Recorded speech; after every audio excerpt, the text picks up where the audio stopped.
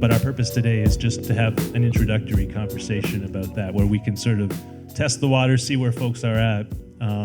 And I should mention, too, that tomorrow when we go on the tour with Rich Feldman of Detroit's East Side, that we're going to learn a lot more about some of the things that Stephen is going to be talking about today with all of us.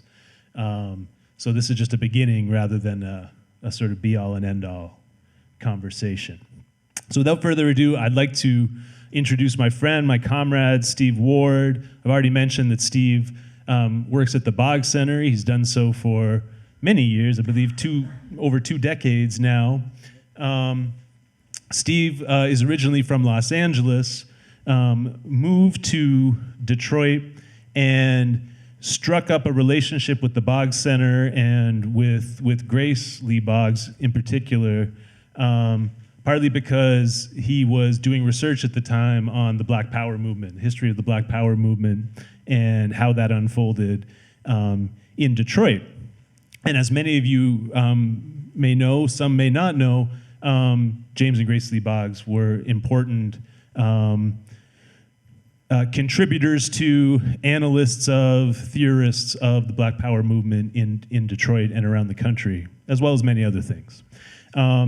I mention that not just to big up the Boggses, but partly because I do want to big up the fact that Stephen has written a fabulous book called In Love and Struggle, which is a biography of the Boggses, not just about their life, but more about the organizations that they were a part of and the movements that they built, contributed to building in Detroit, especially in the earlier part of the 60s.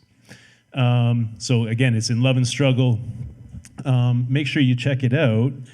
And other than that, I should mention that in addition to working with the Boggs Center, Stephen also teaches at the University of Michigan.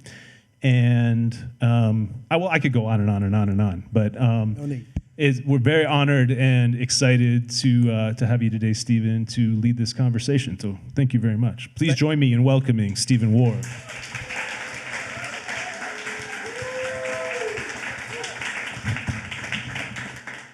Thank you, Mike. Thank you, everyone. Hello. So hello to people on Zoom as well. I'd like to begin by asking a question, asking you to share where you're from. Because some people, as Mike referenced, you have come, some of you are from Detroit, from the area, but many of you, I think most of you are from other places. For me, but for all of you as well, can we get a sense of where people are from? And if someone's monitoring the Zoom, if Mason or someone else would be able to tell us if they tell us who they are from. Okay, so who wants to say where you're from? Who came here from?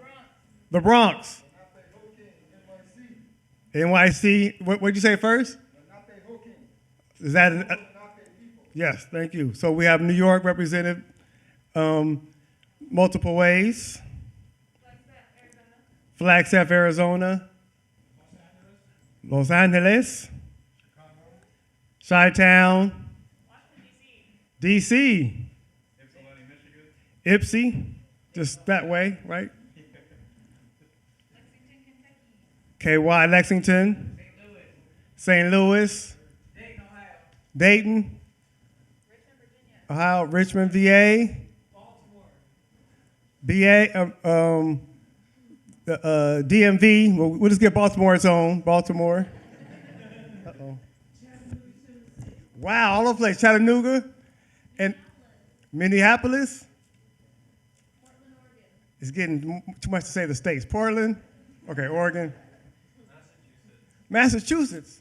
All right. From the Zoom chat, we've got Atlanta, London, Minneapolis, Cologne, Germany. Atlanta, Tampa, London, Minneapolis, Cologne, Tampa, you said? Orlando. Wonderful. Thank you, Mason. And I should have said initially, I want to thank Mason and Mike and Shay and all the others whose names I don't know, apologies, but who have put so much into bringing us all here today. So we heard all those places that people have come from, and humor me, please, where are we now? We're in Detroit.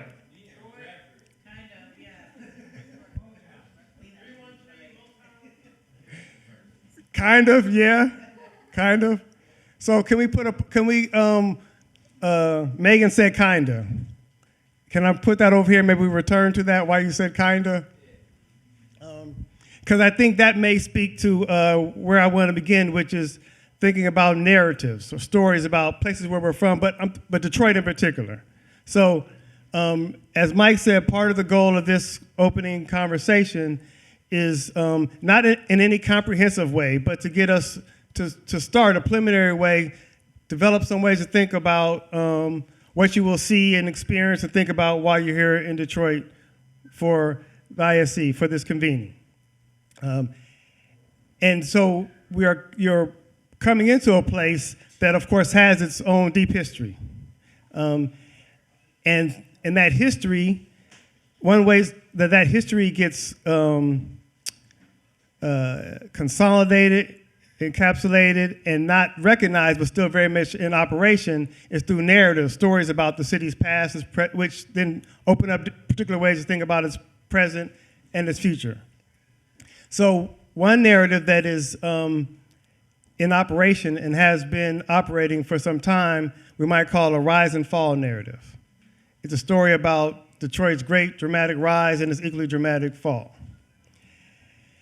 And in this narrative, and I'm saying it's a troubling, problematic, flawed narrative, but in this narrative, which is essentially a 20th century Detroit narrative. So Detroit, of course, is more than 300 years old as the city of Detroit, founded as a trading post in 1701, but of course, before that, of course, native peoples who lived around this area lived and used and stewarded this area. So the beginning of Detroit is not the beginning of human activity in this area, but this place that's called Detroit, founded in 1701, but over the next couple of centuries, changed quite a bit. But so this narrative is talking about its relatively recent history, this rise and fall narrative, which goes essentially like this, that Detroit once was this great American city. And over roughly the first half of the 20th century, it grew to be the motor capital. It grew to be this great engine of economic activity, of industrial production, of innovation and all that goes with that. And again, I'm saying this is what's enclosed or encased in that troubling, problematic narrative. And it grew to be about 2 million people. So in 1950, the census recorded 1.8 million residents of Detroit. And in the early 50s, the census did an estimate, estimated there were 2 million people. So Detroit had about 2 million people. In the mid 20th century, it grew to be at one point the fourth largest, population-wise, the fourth largest city in the country. So it was this, by economy, by population, by cultural importance, Detroit was this great American city. And rose to be such in the first half of the 20th century. But then, in the second half of the 20th century, it had an equally dramatic fall. And in this narrative, the main moment that indicates the fall is 1967, which in this narrative is called a riot. But in other tellings, other framings, which we'll come to, it's more accurately described as a rebellion. But during the 1960s in cities across the country, there were these uprisings.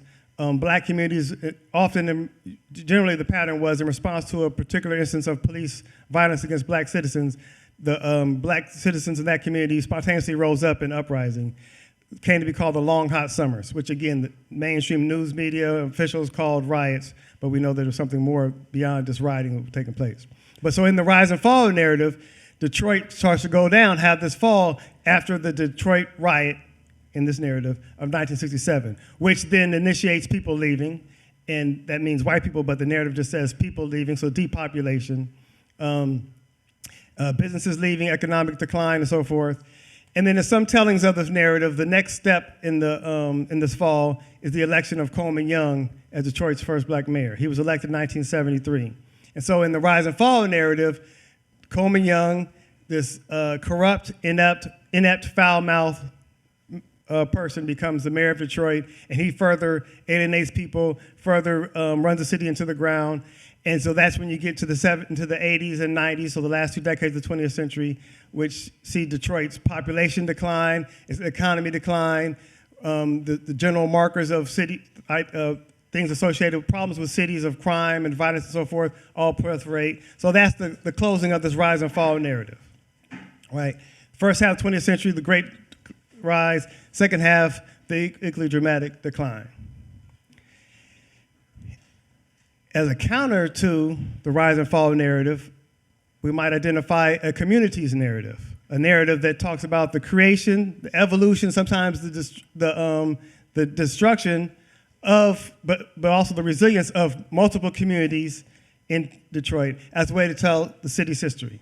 Now, the main elements of this rise and fall narrative are population size, of aggregate or overall economic activity, which is measured by mainstream measures and economic indicators and so forth. And those are the ways you measure the health of the city, right? So in the decline, those things are being reduced. And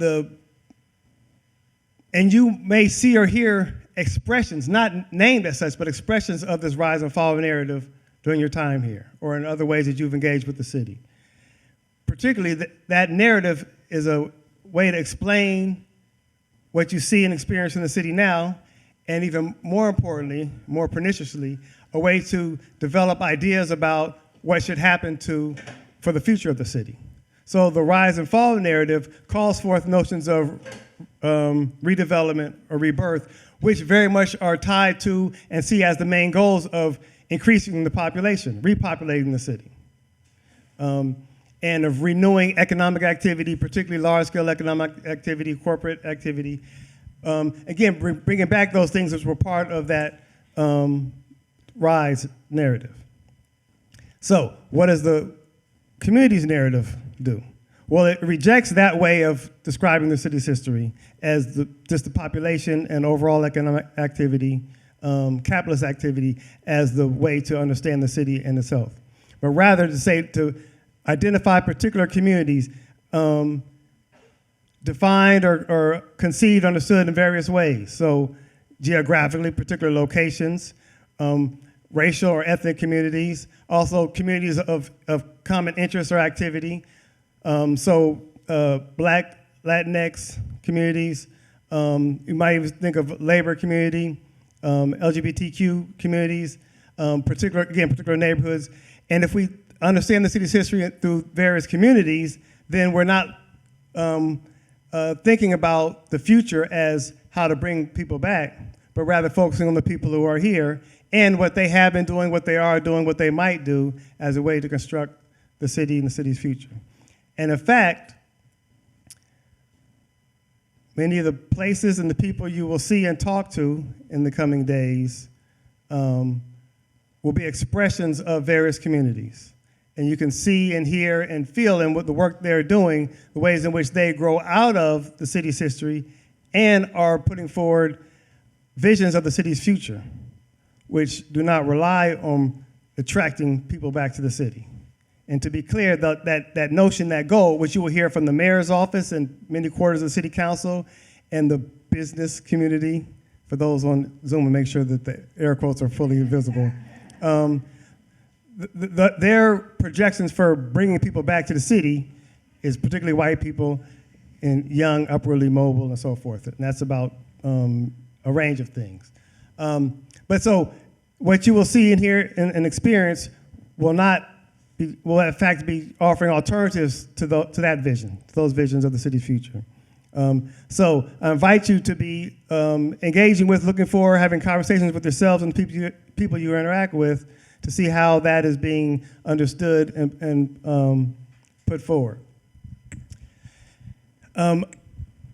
Many of the people you interact with and the spaces you will see also reflect the city's radical history, and particularly black radical history. So let me pause here and ask, how many of you, including those who are from Detroit, have some sense of Detroit's history of radical politics, radical struggle, and in particular black radical politics, either by a hand or an emanation, if you want to say something, express? I see a little bit. Can we raise them a little bit more? So for the others who are not raising your hand, take note of who has their hand raised so you can engage with them over the course of the days, your next few days together. So one part of Detroit's history of radical organizing and radical politics, but not by no means the only, but one, of course, is this history of labor struggle.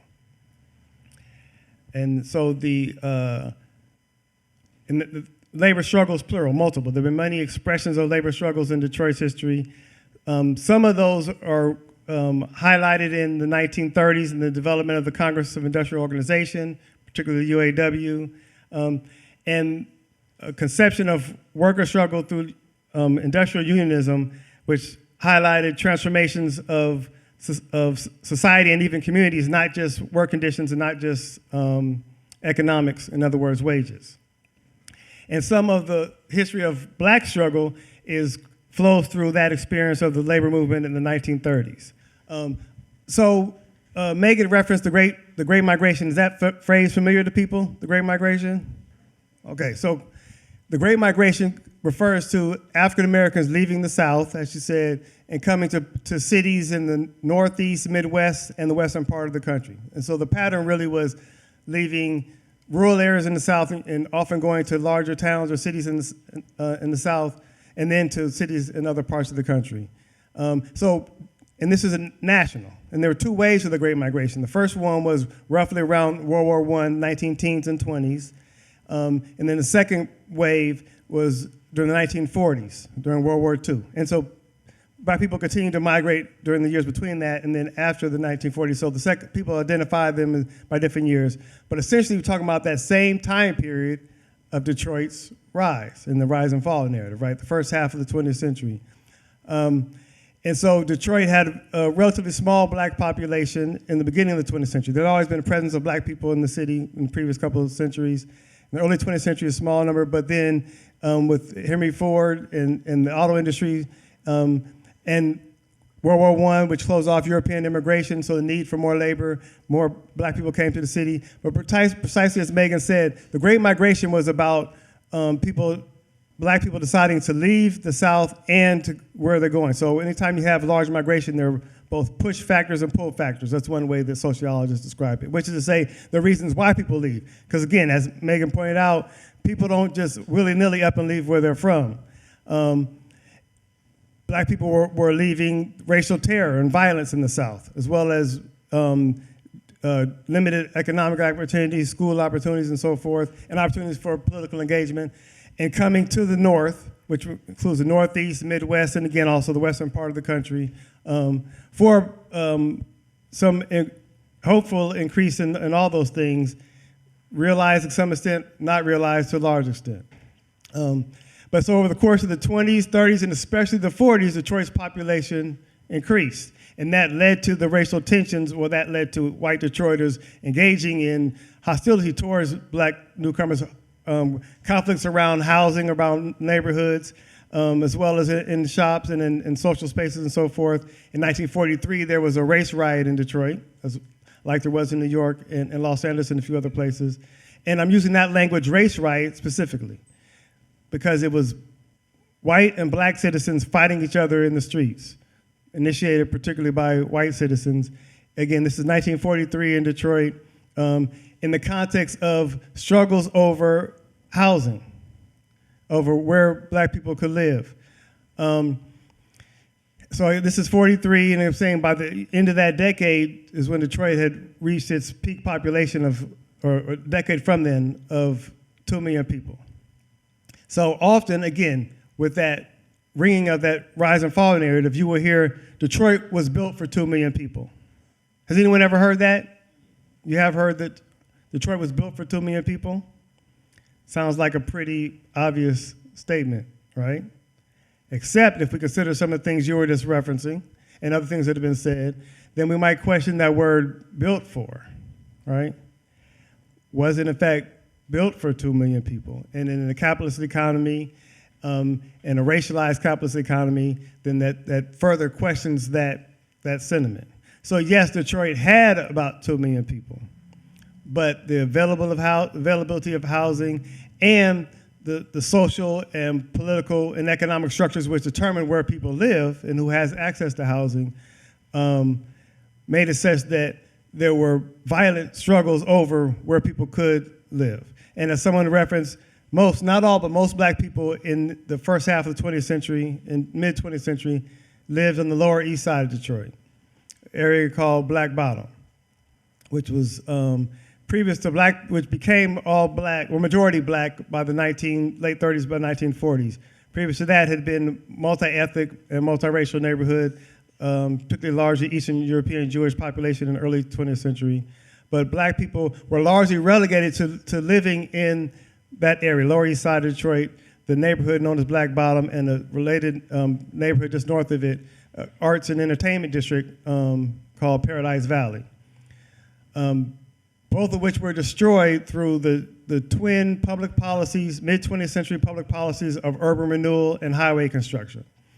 And these are federal programs, so that's federal money given to cities to engage in what they previously called slum clearance, and then from the 1949 Housing Act called urban renewal, which was by use of, as referenced, eminent domain, taking people's homes as well as churches and businesses in an area that's deemed blighted.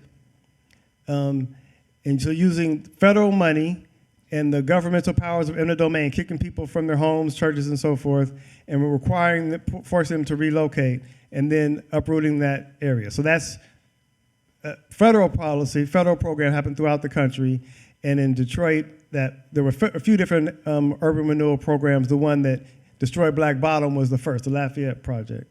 The construction of freeways likewise gave federal money to clear out space, clear out areas, to create highways, which then facilitates the growth of suburbs, as has been referenced, and people's traveling, particularly white people initially traveling from the suburbs to the central business district, other parts of the city. So these are mid-20th century national public policy programs which various cities use, including Detroit, very much physically and demographically reshape the city. And it's in that context that the city is growing its black population. So again, this was not the only black neighborhood. There were Conant Gardens, and on the west side were other black neighborhoods, but the largest black neighborhood was Lower East Side, Black Bottom, and Paradise Valley. The imperialist invasion of Africa, the colonization of Africa, so-called scramble for Africa, took place at the end of the 19th century. So 1880s, 1890s is when European powers established colonies on the continent of Africa. So over the course of the first half of the 20th century, they're administering and extracting the resources as well, and through brutal exploitation of African peoples, labor, and so forth. So that's taken place over the course of the first half of the 20th century.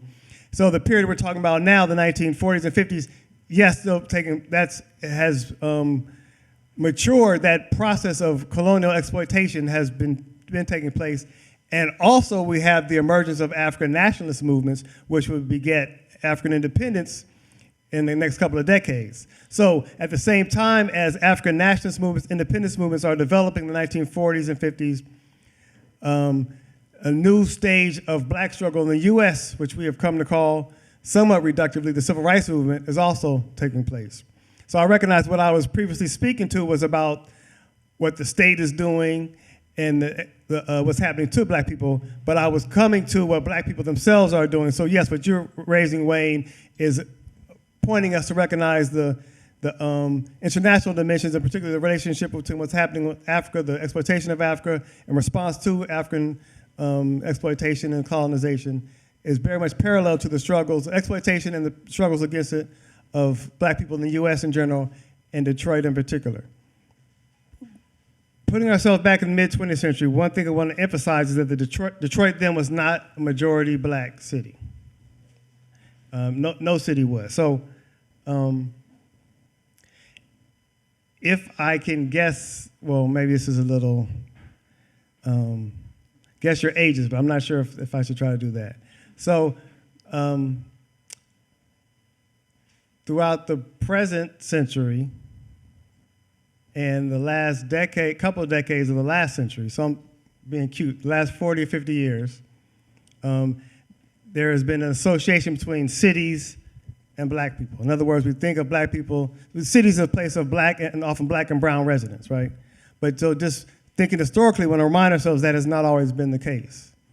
And so to go back to ages, there are some people in this room now who remember when not only was Detroit not a black majority city, but again, cities were not seen as black and brown places as they are, as they have been.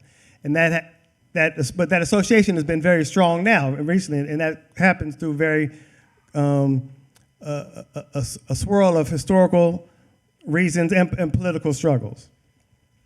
So in Detroit, again, like other cities, a rising black population, 1940s, particularly 1950s, provides momentum to a renewed struggle for the civil rights movement. So we think of the civil rights movement as taking place, or sometimes it gets taught to us as starting in the 1960s and so forth. But I think it's better to think about the civil rights movement as emerging during the early 1940s, during World War II. During World War II, black people mounted the Double V campaign, which stood for double victory, victory against fascism abroad and at home. So victory in World War II against the fascist forces, but also victory against racial discrimination, segregation, and so forth in the U.S. There was also a movement called the March on Washington movement, led by A. Philip Randolph and others, black labor leader, which threatened to have 10,000 people, black people, march from the U.S. Capitol to force the government to end racism and end racial discrimination in the armed services and in the defense industries. Defense industries meaning job opportunities that were taking place that were opening up because of the war effort. So Detroit factories, for instance, many of them were auto factories were converted to auto production. Some producing tanks and and armored vehicles, but other types of material as well that were needed for the war effort. So this was a big boom to the local economy, and to some extent the national economy, and black people were largely initially left out of those job opportunities. The March on Washington movement forced the President Truman to issue Executive Order 8802, which ended discrimination in defense industries. Discrimination in armed services desegregation of the armed services would come later. But anyway, so these are these efforts to apply pressure on the federal government, which are part of and initiate what would become the civil rights movement. In 1940s and 50s Detroit, black communities were organizing. Detroit at this period, at one point, had the largest NAACP chapter in the country, at a time when the NAACP was an important part of advancing racial justice, and mounting efforts against racial discrimination in the city. Someone mentioned A&P stores. So many of those stores did not hire African Americans, and so these various organizations in Detroit in the 1940s, and some extent, particularly 50s and into the early 60s, were mounting boycotts, selective patronage campaigns. Black people within unions were also a part of the Fair Practices Commission, which had separate organizing around racial discrimination in restaurants and public places throughout the city. So all multifaceted types of struggles were taking place in this period as the black population is increasing, and as black people are mobilizing and organizing themselves to bring about change in the city. The year 1963 was a major year in the city, in the country overall, and in Detroit in particular, 60 years ago. So can anyone just shout out some of the things that you know took place throughout the country in the year 1963? In terms of the civil rights movement, in terms of struggle against racial discrimination? I hear some, yes, the March on Washington, yes, the March on Washington. Well, wait a minute. I just said the March on Washington was in the 1940s. That's confusing. It's not. It's actually not. There's actually been many people of many organizations and groups and struggles that marched on Washington. But the thing that is called the March on Washington, you're correct, took place on August 28th, 1963. It was actually the fulfillment of that planned March on Washington in the 1940s, the March from the March on Washington movement, because the president issued that executive order to keep them from marching. But A. Philip Randolph, Byron Rustin, and others organized the March on Washington. The full name was March on Washington for Jobs and Justice at the end of August of 1963. So that's where many people gave speeches. One of them was John Lewis. His speech was tempered, was moderated. Dr. King gave the speech that came to be called the I Have a Dream speech. I'm saying came to be called because there are other ways we could describe it, and I think the sentiments, the message there is not fully encapsulated or captured by I Have a Dream. At any rate, that was August 28th, 1963. Detroiters like to point out what happened a couple months before that. Yes. Yes, I think people are just getting, I'm hearing exasperation. You tired with my questions? Yes. And Dr. King gave a version of his I Have a Dream speech in Detroit in June of 1963, a couple months before the much more well-known version. But that's just that's not really the whole story, at least the story for our purposes here. The story is that was speech at Cobo, then called Cobo Hall, was a culmination of a march, as I heard someone say back there, the march down Woodward Avenue. This is called the Great Walk to Freedom or the Freedom Walk, where at least 125,000, but some estimates double that number, marched down Woodward Avenue. So Woodward Avenue is the main north-south street in Detroit, which separates east and west. A couple of people have referenced east and west. I'm not going to get into that. I invite you to ask Detroiters. I'm not a Detroiter. Ask Detroiters about separation, division, relationship between the east and west side of the city. But just to orient yourself, Woodward is the main north-south thoroughfare, so it separates east and west. So he spoke at the end of this march, but that still is not the main part of the story. The story is, why was there a march? There was a march because Black Detroiters mobilized to respond to what was happening in Birmingham, Alabama that spring, the spring of 1963. The civil rights, various parts of the civil rights movement had mounted this desegregation campaign in Birmingham, and in response to that, the Bull Connor, the police forces, used police dogs and water hoses against the protesters, including many children, because some of the adults had been locked up in the previous parts of the struggle. This was an ongoing struggle, really challenging segregation and one of the bastions of segregation in the South. And so many of you perhaps have seen those images of the police dogs and the water hoses being used against those protesters. Those images were shown across the country, TV and newspapers. And people across the country were outraged and showed their support, including in Detroit. The first rally to do so was relatively small, but then one person in particular, Reverend Albert Clegg, who later changed his name to Jeramogi Abedjiman, the founder of the church called the Shrine of the Black Madonna, which then was Central United Church, Central Methodist. I'm mixing up the name, but Central something. You can double check later, please. But Reverend Clegg said we should have something much greater than this. And so I don't want to personalize it just to him, but it's recognized that he was a big part of this, galvanizing others to organize a bigger response that could do two things. One is to show support for the struggle in Birmingham and the South more generally, and that includes raising money to support them, but also to show the resolve to challenge racial segregation, challenge the way things were happening in Detroit. And so they created a new organization called the Detroit Council for Human Rights.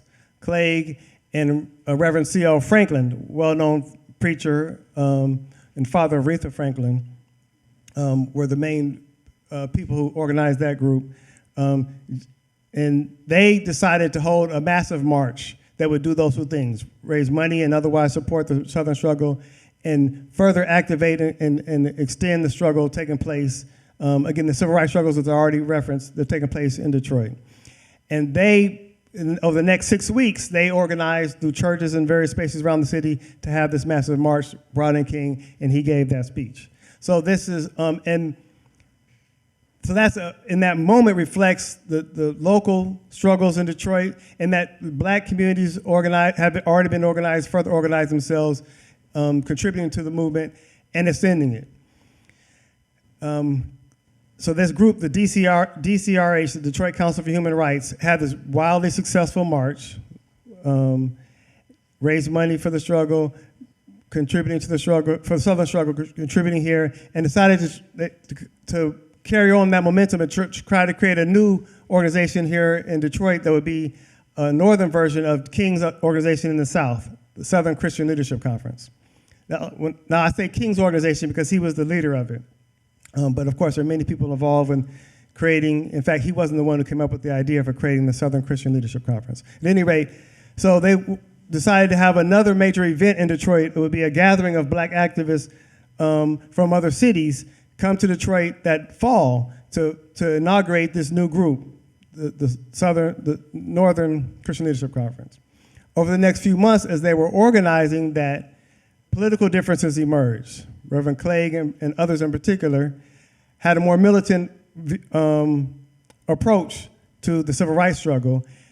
Civil rights is the shorthand, but approach to the struggles for racial justice and to make changes in this and other cities. And so Clegg and others broke off from Franklin and those were with him to create a more militant space. And so they actually created, so the plan was they were organizing to have a Northern Negro Leadership Conference. That was the name of the gathering. Clegg and others decided they were going to have a more militant gathering, which they called the Northern Negro Grassroots Leadership Conference. James and especially Grace Lee Boggs were part of that. Grace, in fact, had been a big part of the organizing for the march.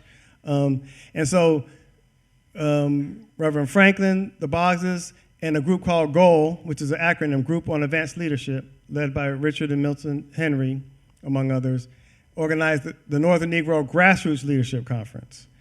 And the main speaker for that was Malcolm X. So this took place in November of 1963. And he gave one of his two most famous speeches, which is come to be called Message to the Grassroots. And it has that name because of the occasion where it took place.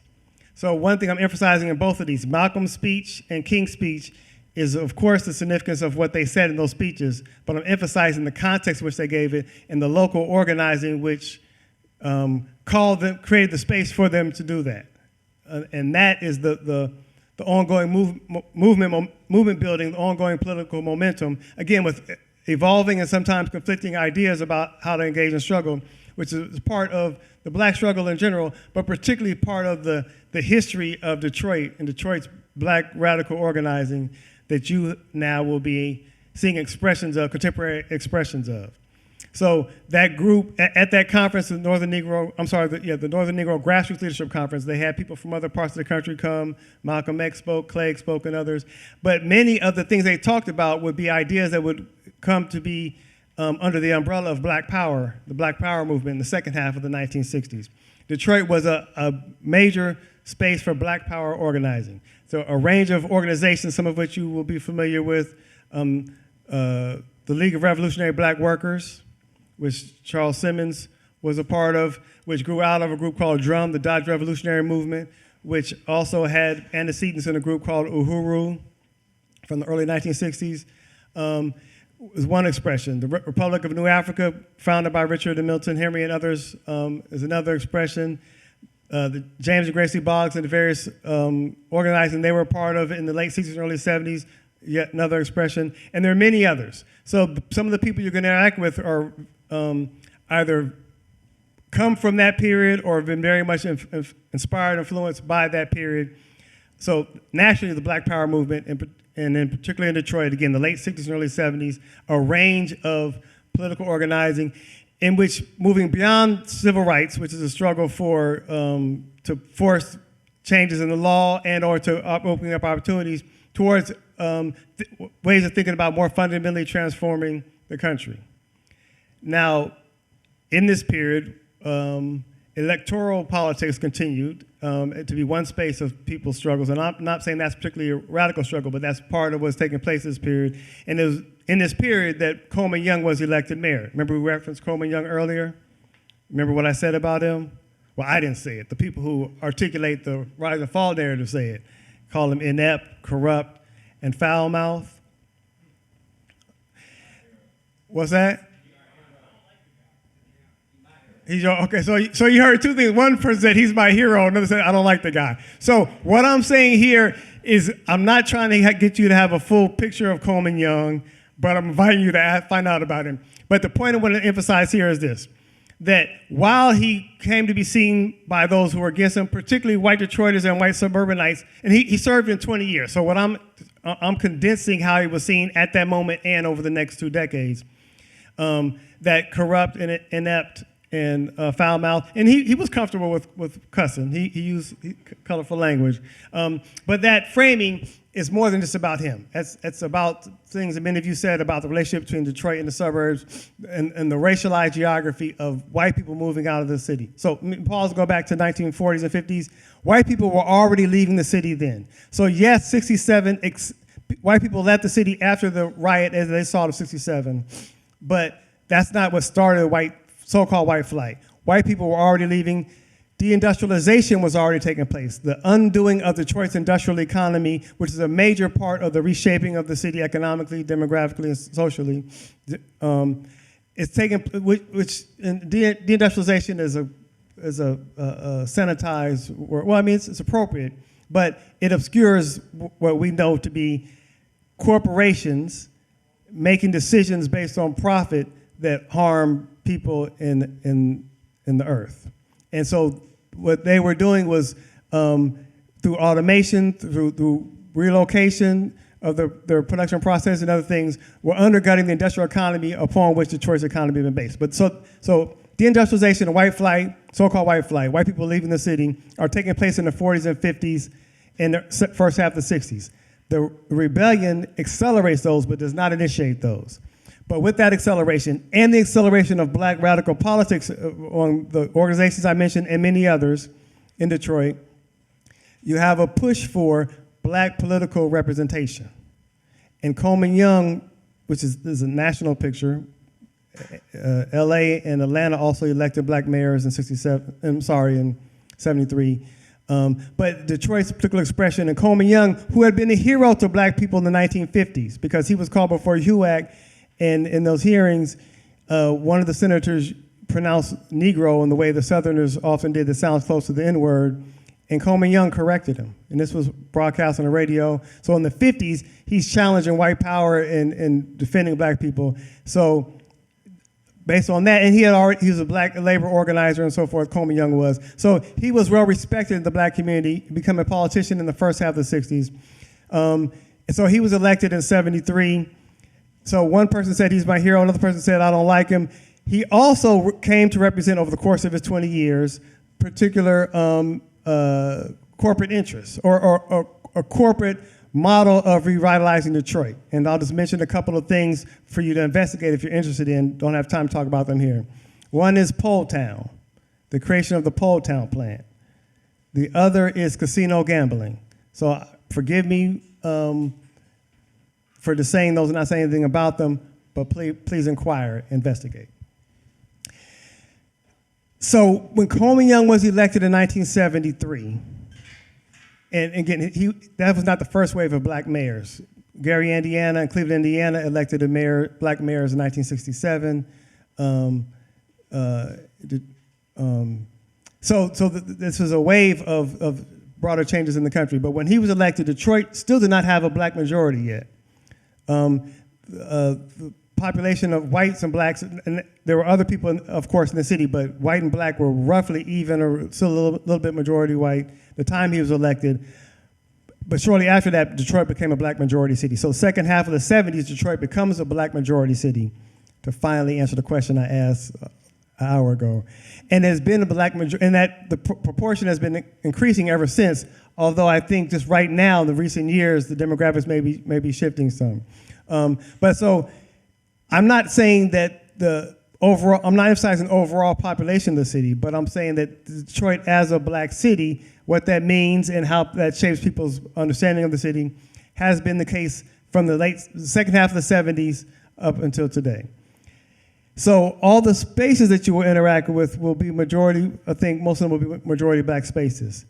I'm encouraging you to have a historical imagination and maybe even ask questions, or maybe you'll hear from people you interact with about how that shapes how people understand that particular place now, and how the work they're doing now and the work they've been doing has been shaped by that particular history. So again, I want to emphasize that what I'm trying to have a conversation with you about is not at all meant to be a comprehensive history or even story, but rather to give you a context and some points of engagement with with this history as it's part of a backdrop of and foundation for a lot of what you're going to see and hear and interact with.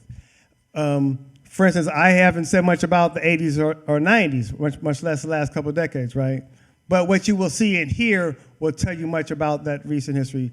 As Shay just pointed out, that history, that legacy, that practice of independent radical media and storytelling and media making, right? Riverwise reflects an attempt to build on that, right? At a time when one particular outlet went away, right? So there's so much involved in what people are doing now. So Riverwise represents what people are doing now, but also it came out of decades of relationships, of networks, of political organizing, and of political thought. And so Riverwise, in many ways, encapsulates a lot of what we're talking about, including creating alternative narratives. Riverwise is a space for people to articulate their visions for Detroit's future. So please receive it in that way. And finally, I want to close with a question which we at the Boggs Center have recently raised for ourselves, and I want to share it with you and see if it animates any of your thinking, activates thinking for you over the next several days, which is this, which is, what is the purpose of a city? So today we've been talking about Detroit, about the city of Detroit. So to think about what is, and that includes what has been, what should be, and what could be the purpose of a city. So of course, think about that in terms of Detroit, and you'll have plenty of material to do that. And then hopefully you can take that with you to your city and think about it there. So I look forward to interacting with many of you over the next several days, seeing and hearing what comes out of the conversation, the experiences, and also what goes into Riverwise and so forth. Thank you.